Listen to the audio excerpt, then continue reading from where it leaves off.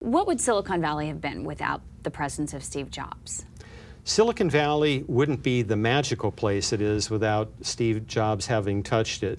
Certainly Silicon Valley existed way back. The silicon behind Silicon Valley is the semiconductor industry, Right. which was born in the late 50s, grew to strength in the 1960s, led to the creation of Intel in 1968, the microprocessor and all that follows. But Steve Jobs was magic because Steve Jobs married popular culture with all the things that were created in Silicon Valley by the semiconductor industry and so forth. So he was the magician who brought the magic to Silicon Valley.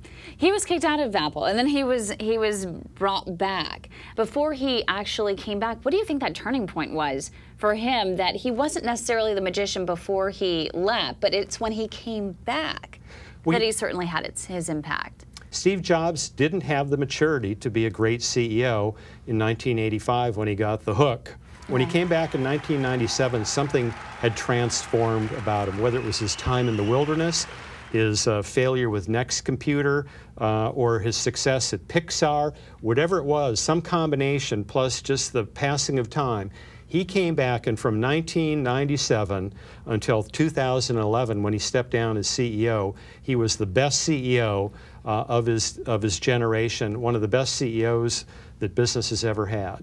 What do you think the most memorable moment is for Steve Jobs? I think the most memorable moment for Steve Jobs was the 2005 Stanford commencement speech. Right. He had been diagnosed with pancreatic cancer in the late summer of 2004, and in the spring of 2005 he gave a speech to the graduating class of Stanford University, and it was a wonderful speech, and he talked about that the greatest things that ever happened to him looked like failures at the time. When he had to drop out of Reed College because his working class parents couldn't afford the tuition, and dropping out of Reed allowed him to take the kind of classes he wanted. He audited the classes, and since he was auditing the classes not for credit, he took what he wanted, and one of the classes that he fell in love with was calligraphy and typography. Well, when the Macintosh was introduced, it really changed type fonts in the personal computer. And most poignantly, he talked about being diagnosed with cancer, and he said it in so many words that my life is finite. But then he said, so is yours.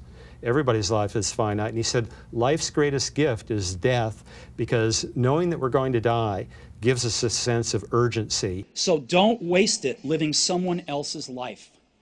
Don't be trapped by dogma, which is living with the results of other people's thinking. Don't let the noise of others' opinions drown out your own inner voice. And most important, have the courage to follow your heart and intuition. They somehow already know what you truly want to become.